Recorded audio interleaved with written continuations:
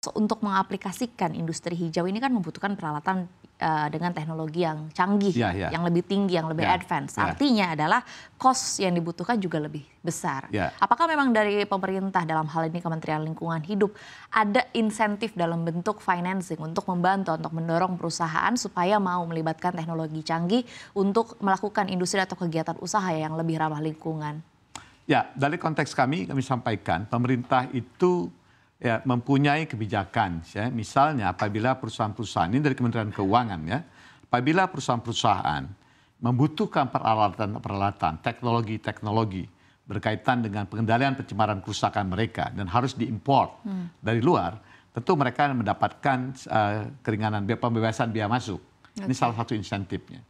Kemudian untuk perusahaan-perusahaan yang berkinerja baik dalam pengendalian pencemaran kerusakan lingkungan, khususnya melalui proper kami nilai, misalnya mereka mendapatkan peringkat hijau dan peringkat emas, juga mereka mendapatkan insentif.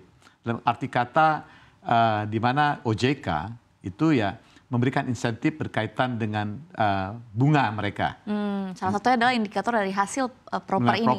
Oke, baik. Karena mereka melihat kan ini perusahaan yang bertanggung jawab. Menjadi salah satu pertimbangan. Ya. Kedua, keuntungan perusahaan-perusahaan berperingkat baik, khususnya hijau, emas, ya, itu adalah resiko lingkungan dari perusahaan itu kan menurun.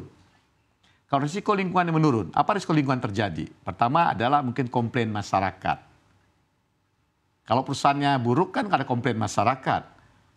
Komplain masyarakat akan mengganggu perusahaan. Kemudian juga kalau ada pencemaran kan mereka harus dapat dikenakan penegakan hukum. Mereka harus memulihkan lingkungan mereka akibat pencemaran mereka. Nah, dengan demikian untuk perusahaan-perusahaan yang baik ini juga ada insentif, ya, insentif mereka tidak menghadapi satu situasi mereka harus mengeluarkan biaya yang besar, karena mereka sudah antisipasi dengan melakukan pengelolaan lingkungan yang lebih baik, maka mereka mengurangi risiko lingkungan timbulkan mereka, ya.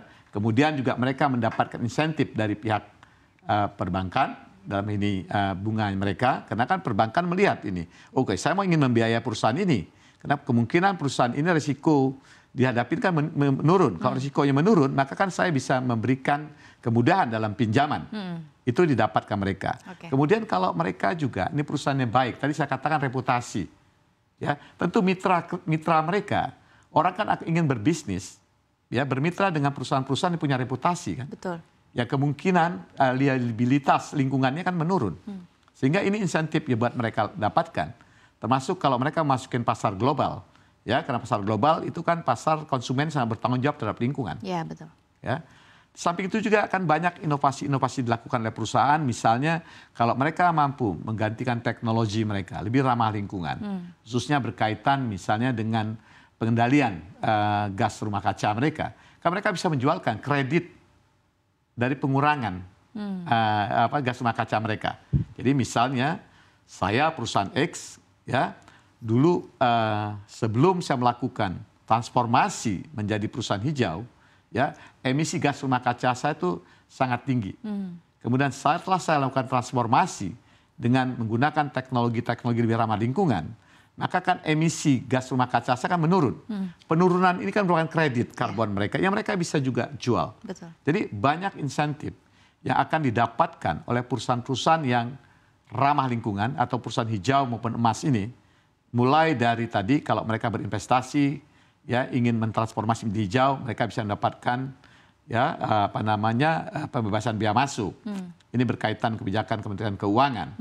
Ya, di samping itu juga mereka bisa mengurangi risiko-risiko berkaitan dengan lingkungan mereka, termasuk komplain masyarakat dan juga penegakan hukum.